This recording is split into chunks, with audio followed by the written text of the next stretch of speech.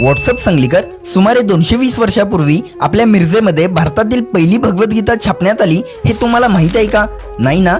मग आपल्या व्हॉट्सअप सांगली या पेजला फॉलो नक्की करा। पुण्यात सवाई माधवरावांच्या दरबारात असणारे इंग्रज वकील चार्ल्स मॅलेट याने भगवद्गीता देवनागरीमध्ये छापण्याचा प्रयत्न केला, पण नाना फडणवीसांच्या मृत्यूमुळे तो थांबला। याची माहिती मिरजेचे तत्कालीन संस्थानिक गंगाधरराव पटवर्धनांना मिळताच त्यांनी तांबट कारागिराला मिरजेला बोलावून त्याच्याकडून तांब्याच्या पत्र्यावर भगवद्गीता कोरून घेतली आणि मग त्याच्या 100 प्रती छापल्या। एकूण 166 पानांच्या गीतेच्या शेवटी मिरजेचा उल्लेख मार्कंडेय मुनिक्षत्रे असा केला असून शके 1727 क्रोधन नाम संवत्सरे म्हणजे इसवी सन 1805 असा आहे व त्यातील एकमेव प्रत ही मिरज इतिहास संशोधन मंडळाच्या मानसिंगराव कुमटेकर यांच्या संग्रहात उपलब्ध आहे। तर कशी वाटली माहिती हे आम्हाला लाईक आणि कमेंट करून नक्कीच सांगा आणि ही रील रिपोस्ट, सेव्ह आणि शेअर करायला विसरू नका। जय महाराष्ट्र।